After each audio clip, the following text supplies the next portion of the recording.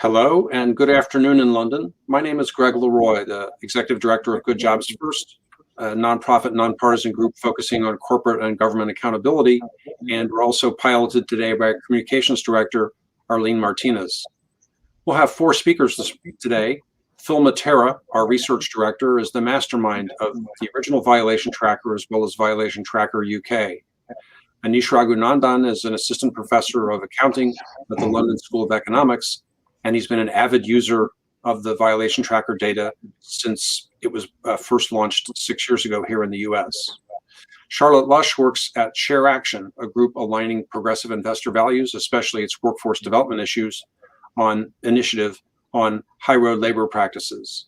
And Andy Agathangelou is the founder and director of the Transparency Task Force and the Secretariat Chairman of two all-party parliamentary working groups.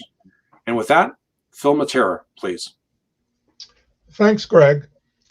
So what is Violation Tracker UK? Well, it's the first wide-ranging database of corporate crime and misconduct throughout the United Kingdom. It's an index of regulatory compliance, or actually non-compliance, by a wide range of companies. As Greg mentioned, it's modeled after a database called Violation Tracker in the US that's also produced by the corporate research project of Good Jobs First. Initially, Violation Tracker UK contains 63,000 cases that we've collected from more than 40 regulatory agencies in England, Wales, Scotland, and Northern Ireland. Those include, well-known agencies such as the Financial Conduct Authority and the Environment Agency, as well as lesser-known agencies such as the Office of Financial Sanctions Implementation and the Gangmasters and Labor Abuse Authority. We make it possible for users to search across the records of these different agencies by company names and by various other factors, which I'll show you in a moment. We also link the individual entries in the database to their ultimate corporate parents where applicable. We have a universe of more than 650 of those corporate parents. So let me now show you what the site looks like. It's up and running at violationtrackeruk.org, and it's free to use for everyone. So this is our home page, and it also is the page from which you can do the first type of basic search. Putting in all or part of a company name. And you could also mix that with the type of offense and the agency. But let's just put in all part of a name, let's say standard, and hit enter. And you'll see it pops up showing a list of various records here, including Standard Chartered Bank, Standard Life Assurance, etc. And all of the links in the left column are links to the individual entries, and the links in the middle column are links to summary pages for the parents. Let's start with one of these links on the left. We click on that. It gives you an individual entry, and it shows you the amount of the monetary penalty, in this case over 102 million pounds. The dates, the nature of the offense, a narrative description of the offense, the agency that brought the action, in this case the Financial Conduct Authority, and some information about the parent company. Phil, I'm going to ask you to enlarge your screen some because it's smaller on StreamYard today. All right. Well, it makes it tricky for me. People don't really need to see the details. They can use the site themselves and do it, because it's not they're not going to be able to read, because I'm going to go through it pretty quickly. But if we click on the the individual, the link there to the source. It shows you that it comes from a press release issued by the Financial Conduct Authority, and this is where we derived our information from. And you can, the user can go back to the source for more detail on the, than we were able to provide in the entry. You could also verify that the information we have is accurate. We have another way of approaching the data is through summary pages. So, for example, we have a list of those 650 parents that I mentioned before. So, for example, if we take another bank, Barclays, we've got a page that summarizes the information. It shows you that we've got 20 cases related to Barclays, over 515 million pounds in monetary penalties. Then we break down those cases by categories, both broad categories, and we use 6 different broad categories, and the more specific categories, we use 50 of those. And then below that are the individual cases that we compiled relating to Barclays that make up those totals above. If we go back to the summaries page, we have similar summary pages for 50 different industry sectors. And that one of those, for example, is private equity. So if you wanted to see, these are all the entries that we've linked to a private equity company. And those are cases in which the individual firm is owned more than 50% by the private equity corporation. And we list those here. We also have different summary pages for the various offense groups that I mentioned, the broad ones. They're competition, consumer protection, employment, environment, financial offenses, and safety. We've got summary pages for all of the 40 regulatory agencies from which we've gathered data.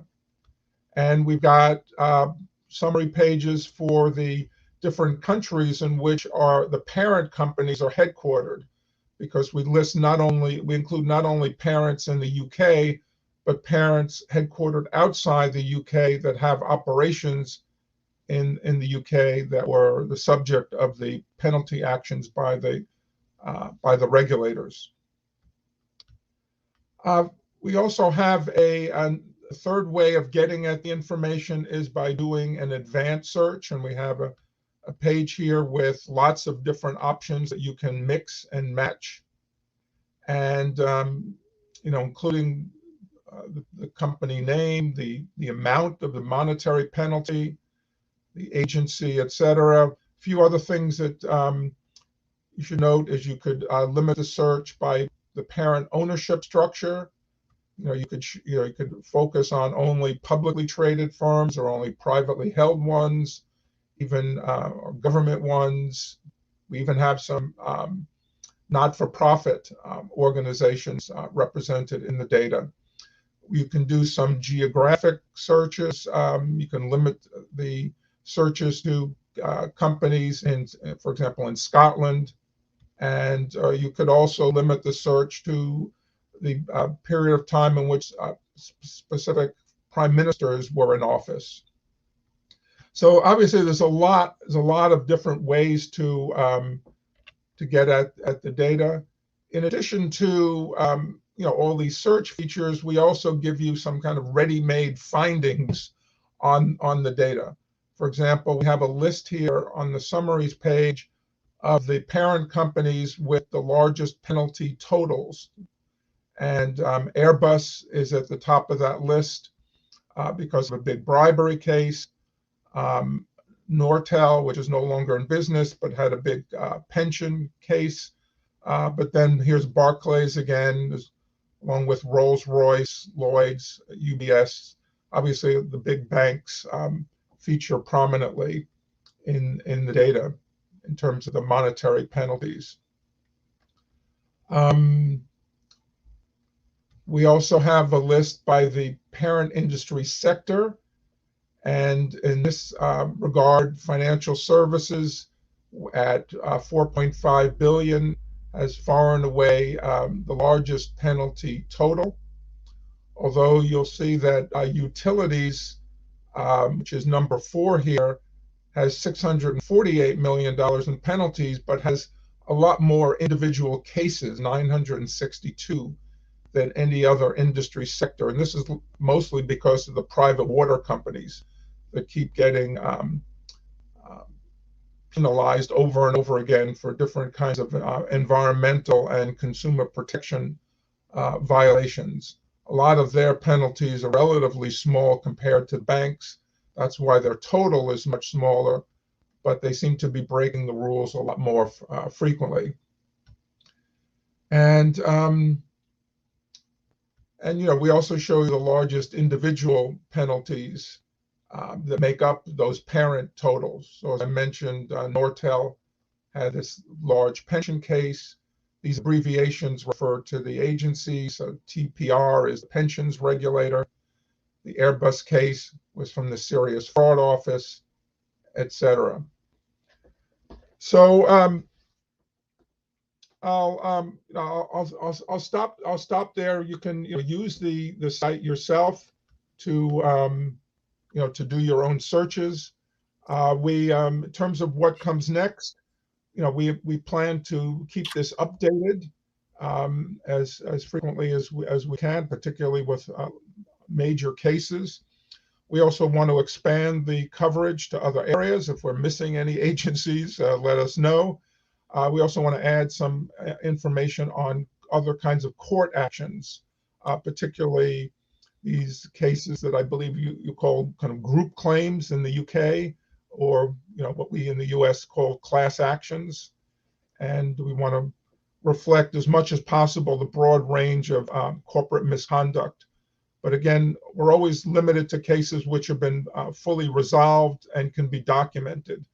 Nothing in the database is kind of pending or tentative or rumored or reported. This is all, firm information that we hope you'll find useful.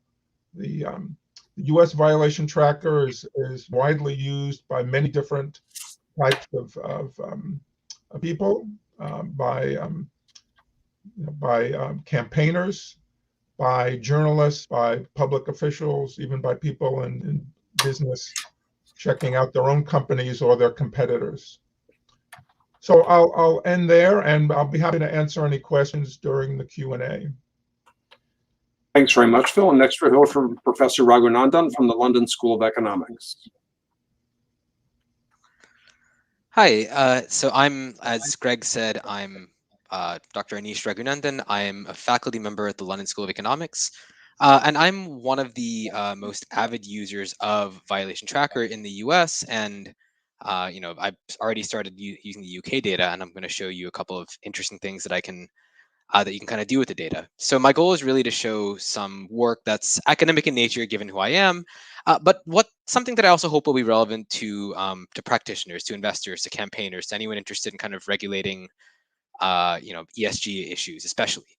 And I also want to sort of preemptively apologize for any background noise you may hear. I've got a newborn at home. His voice is just transcends all my walls. So apologies in advance for any background noise you might hear. That's my son. He's a month old today. So with that said, let me get straight into some examples of Violation Tracker, how you might use it, and how I've used it to shed some light on especially ESG issues. And so a lot about what I do a lot of my work deals with environmental, social, and governance related investing. Basically, the idea that some firms can try to do well by doing good. Some firms try to make investments into firms.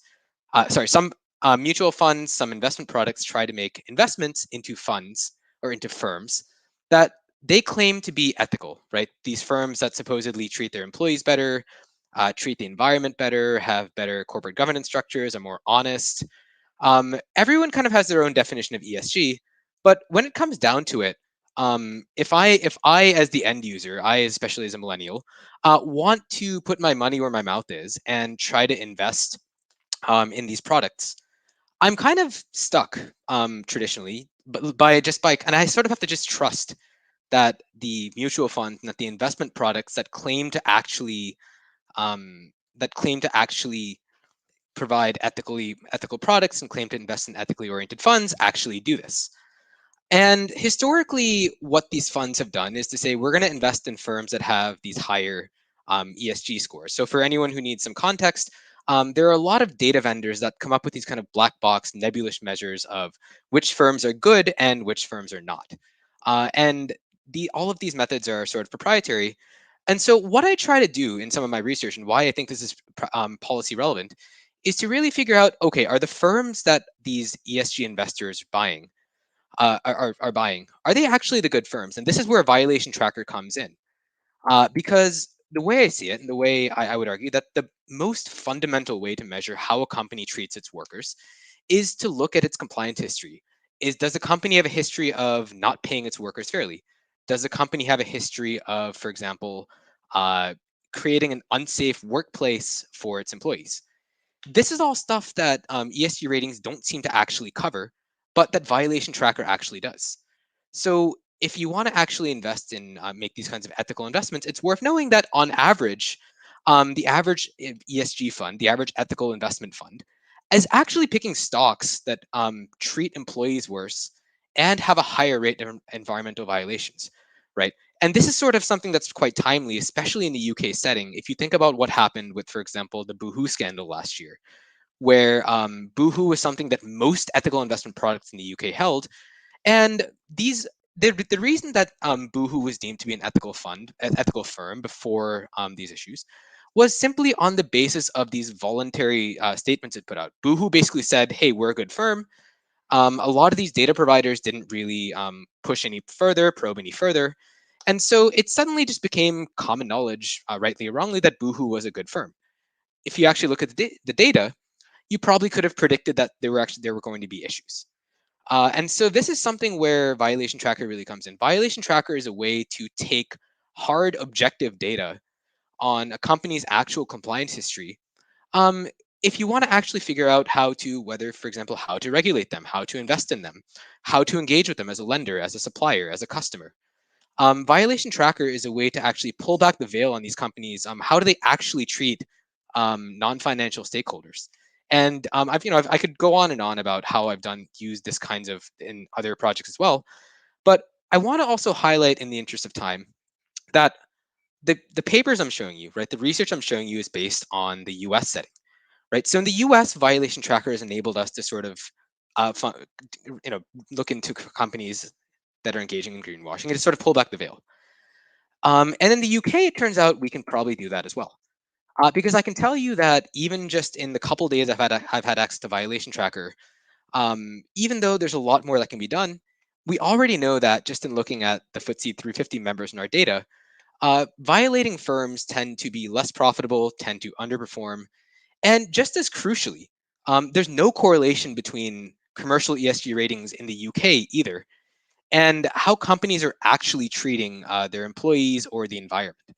And so the takeaway here is really, if you want to know what companies are actually up to, not just what they say they're up to, right? So the idea here is that Violation Tracker gives us a source of objective data on what companies are actually doing.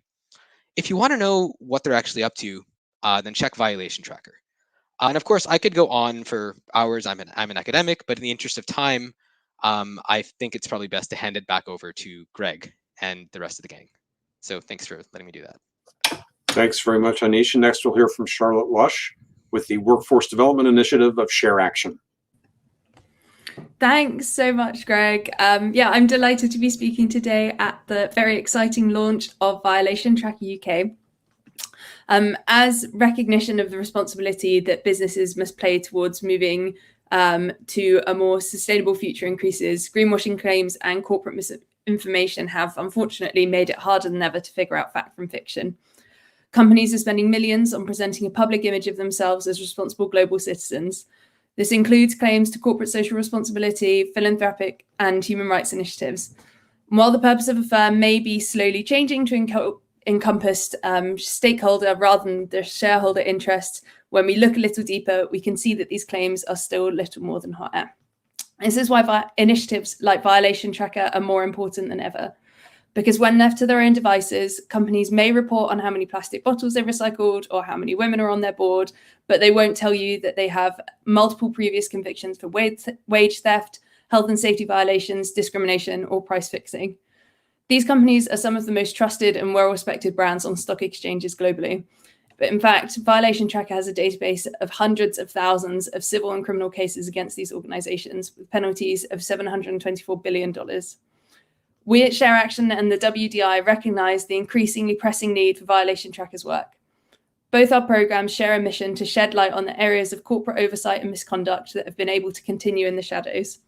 We seek to make publicly available and accessible the information on corporate practices that's required to create meaningful change for the workers, community members, and environments that these businesses impact. We have also been able to integrate Violation Tracker's work into our own, enhancing our understanding of how companies value and are held accountable to their workers and cut through the jargon and PR spill. Off the back of this database, we can better engage with companies on, for example, their diversity and inclusion practices or their commitments to human rights. This launch could not come at a better time at the confluence of two crises, climate change and the coronavirus pandemic, which has laid bare the shocking reality of global inequities. In the UK, a country that is one of the most unequal in Europe, the COP26, where businesses and government leaders will pledge ambitious targets to become carbon neutral, is taking place as we speak in Glasgow. Who will hold these institutions to account? Violation Tracker ensures an additional level of public scrutiny and accountability in the form of reputational damage that cannot be achieved or does not seem to be working with financial liabilities alone. I'm excited for the next stage of this initiative and I'm delighted to be a part of it. Thanks very much, Charlotte. And finally, we'll hear from Andy Agathangelo, the founder and director of the Transparency Task Force. Andy? Andy, you got to unmute yourself. Thanks.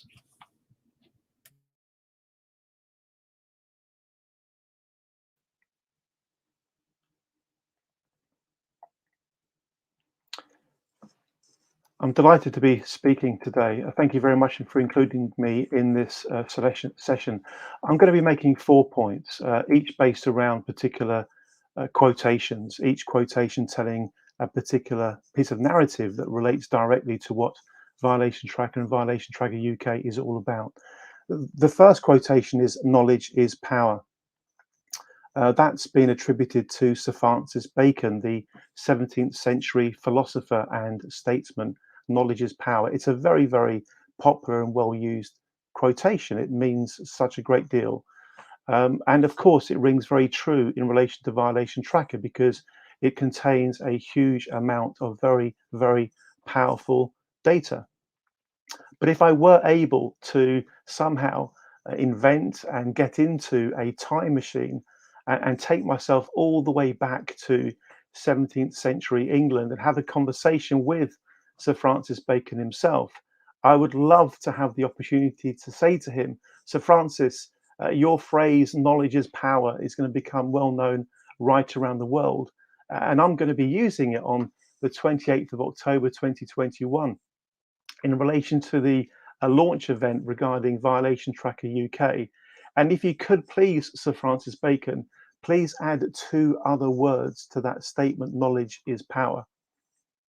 And those 2 words would be "knowledge is power if applied." Because of course that's true, that the knowledge held within Violation Tracker, the data held within Violation Tracker is sterile until it's actually used. So my first point, ladies and gentlemen, is simply to encourage you thinking of the database as potentially very, very powerful, and to realize that potential, the data has to be used. It can be used in so many ways. Of course, it can be used as campaign collateral for activists and campaigners. It can be used as risk management data for governance professionals. as research data for academics writing their papers and as the basis of powerful investigative articles by journalists. Please do get creative in terms of the many ways that the data within Violation Tracker can be used. That was point number one. Point number two, a quotation by Justice Louis Brandeis. This one goes all the way back to 1914 when Justice Louis Brandeis wrote, "Sunlight is the best disinfectant." I absolutely love that quotation. Sunlight is the best disinfectant. It really does speak to the idea that if we can shine a bright light on what's going on, we can observe it, we can understand it, we can recognize the reality once it's lit up and it's in the open. And what Violation Tracker does supremely, is it gets things out of the dark into the open. It gets data out of the shadows into where it can all be seen. Sunlight is the best disinfectant. I love that quotation so much. We've pretty much built our entire community and our organization around it. And to my mind, Violation Tracker is a wonderful sunlight making machine. You can think of Violation Tracker as a transparency machine, or as an MRI scanner for poor corporate governance, or even as an anti-greenwash machine, as per the comments that Anish was making earlier. And the next quotation, the third, is a George Orwell quote. And I think this is quite pertinent for today's time. George Orwell said, "In a time of deceit, telling the truth is a revolutionary act." And I say this because there's a lot of non-truths around, isn't there? Some people feel as though we're in the era of post-truth. Again, going back to a comment Anish made earlier about greenwashing, about ESG, Violation Tracker does a first-class job in actually highlighting the realities of the situation. It tells the truth in a very neutral and non-partisan way. And it's therefore going to be a tremendous ally for all of us who seek the truth and who seek getting the realities of what's happening in the world out there. And the fourth and final quotation I'm going to mention is frankly a tribute to the people in Washington, D.C. who've been working with and on Violation Tracker and other databases for many years. The people at Good Jobs First in Washington, D.C., I think of them in this context. It's the very famous Margaret Mead quotation, "Never doubt that a small group of thoughtful, committed citizens can change the world. Indeed, it's the only thing that ever has." And to my mind, that really speaks volumes about the intent and the passion that the people behind Violation Tracker have brought to enabling people in the UK to now benefit from a wonderful database that they've been building. Thank you. And Greg, back to you. Thanks so much, Andy. And now we'll take questions, and you can put your questions in the comment column there on the right of the screen, or you can also email them to me at goodjobsfirst.org if you aren't familiar with that function on whatever platform you're watching things on. And we welcome all your comments. And while we're waiting for questions, I wanted to make another point, which is that the data in Violation Tracker UK includes both those cases in which there are monetary penalties and those in which there are none, because it turns out that in many instances, UK regulators use what they call cautions or notices, in which they tell a company that it's out of compliance, that it's broken the rules, but they don't immediately impose any kind of monetary penalty for that misconduct. And in fact, there's quite a bit of this practice. And as a result, more than half of the cases we include in the database have no monetary penalty. And it also accounts for the fact that the totals for some of the different types of cases, for example, the environmental cases, the penalty totals there are much lower than they are for the financial cases. particularly because the Environment Agency, also the Health and Safety Executive, make very widespread use of these non-monetary resolutions. I think that raises a question about whether there's enough of a deterrent effect if a company feels that it can break the rules and not even have to pay any financial penalties. I mean, in the US, our concern is that even with the financial penalties, there's not enough deterrent. But certainly without them, it raises a significant policy issue. The cases with monetary penalties add up to a total of about 12 billion pounds. But the total should probably be a lot higher given the number of cases and the severity of a lot of the cases. Thanks, Phil. And we're watching the comment box for more questions. And I'm trusting that Arlene Martinez, who's at the dashboard, is watching for incoming questions as well. We know that there is more attention being paid now to corporate compliance to environmental regulations, especially because of COP26. And for that, and we know there'll be a lot of media attending that event. So after today's training, we'll resume trainings on the week of November 15 after COP26 is over. During the week of the 15th and the 22nd, we'll actually be staging numerous events, and those will be posted to both our website and the Transparency Task Force website. Notice of those to be able to register. But we invite you to come, and we'll have those open to the public generally, but also we'll designate some of them as specific interest groups that might want to attend together, such as academics, environmentalists, labor activists, corporate, ethics advocates, financial services people, things like that. Arlene is also putting some things in the chat box there, including links to the database itself, links to some of the news articles that have already appeared about the database since we formally released it to the media 2 days ago. And we welcome your questions. And we apologize for Charlotte Lush, who had to drop off for another meeting, but we encourage you to see their website at shareaction, all one word, .org.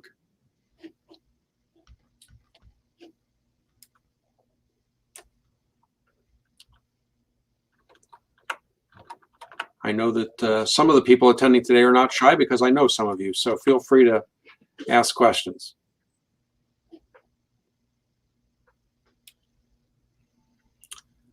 Anish, you have experienced this data longer than any other academic in the world. We have people from many countries using the data now, hundreds of them. Talk about what you see as the value to various debates that the data enables. Yeah, so when I talked earlier, I try to keep keep things a little bit short and just really talk about how the data facilitates interest. It facilitates kind of interest in greenwashing and ESG investing. But there's a lot more that you can do with it kind of more fundamentally in understanding corporate behavior. And so one example of this, and this is just kind of a broad line of research, not necessarily one specific paper, right? But one thing that I work on heavily and that many others work on as well is trying to understand the kind of what are the determinants of corporate misconduct? What is it that causes, or what are the incentives that cause firms to, let's say, mistreat their workers? Why might a company cut corners this quarter, and who suffers? And you can kind of flip that on its head and ask, when a company has incentives to cut corners, which corners do they cut, and who gets screwed over? And these are the kinds of questions that Violation Tracker facilitates, because again, you have hard data on corporate actions. To give you an example, some of my research and some research of other users whom I know shows that when companies are facing short-term financial pressures, short-term, I have to meet a target this quarter type pressures, one of the easiest ways to respond is to find ways to cut your wage bill. And how do you do that? If you can't do it legally, you might resort to wage theft, because wage theft is often perpetrated against the company's most vulnerable workers. Or you might cut corners on maintenance, which again is going to lead to safety incidents. These are all things that you can only speculate about without Violation Tracker, but you can actually figure out that these things are going on in the presence of Violation Tracker. And to me, this is something that can actually help. It facilitates just a much broader discussion on how do you prevent these things from happening. For example, should safety regulators take financial incentives into account when they decide who to go after, and how much to fine? I'll give you an example. I've spent probably more time than any human should reading through the U.S. Occupational Safety and Health Administration's and the Wage and Hour Division's policy documents on who do we go after, how do we go after firms, what factors cause an investigation. I have not seen a single mention anywhere of a company's financial incentives. And so this is the kind of research that if done right and if applied to practice, can help both those of us interested in understanding corporate behavior, and also potentially those regulators who might just hope to say, we can't up our budget. How do we go after firms better? How do we make sure to hold those firms to account who are most likely to be up to no good? Right. And so these are all the kinds of things that Violation Tracker can facilitate by making the data easy, accessible, by, again, shining sunlight on it the way it was, like Andy said. And of course, I could go on for hours again. There's a ton that can be done, right? But broadly speaking, Violation Tracker gives us kind of a uniquely objective view of corporate conduct beyond what companies are just telling us they're up to, right? It's a way to see what are they actually up to. And I think this is kind of the real benefit to Violation Tracker, right? Actions speak louder than words. So instead of just looking at their voluntary, shiny PDFs with like pictures of playgrounds, let's look at how they're actually treating their employees, and let's look at what they can't make up. And that's kind of, however you apply that, right? There's more ways than I could think of in how to apply that. But the broader principle remains, right? It's the most objective data source you will ever find on what are companies actually doing, and are they treating their employees well? Are they treating the environment well? Are they imposing externalities on the public? Violation Tracker in the US, and of course, hopefully now in the UK, to me is by far the best way to figure this out. Let me say that I assume that when people start using the database themselves, that they will have more questions about what's in there and how to use it. My email address is on the database on the home page. People should feel free to contact me with questions about what's in Violation Tracker UK, how to use it, and if you need to download larger amounts of data than is made possible by the database. We put a limit of 1,000 records that users can download, but if you need a larger download for non-commercial purposes, we can arrange that. So once you've had a chance to use the database for yourself, when you have questions or comments, feel free to reach out to us, and we'll be happy to respond. Great, and Arlene has put in the chat box there links to Anisha's article about wage theft and earnings pressure as an example of what he was saying. Andy, do you have any closing words before we wrap up? Because I think we're not getting any questions now. No, I think all good. Really, the key message from my point of view is this is a wonderful public good that's being made available free of charge to all kinds of stakeholders to further the general agenda of making the world a better place. That's my final point, Greg. Thank you. Great. Thanks, everyone, for attending. Thanks again for Charlotte Lush for dropping in from the Share Action. Thank you, Andy, Dr. Raghunandan, and Phil. And see you in cyberspace using the data. So long.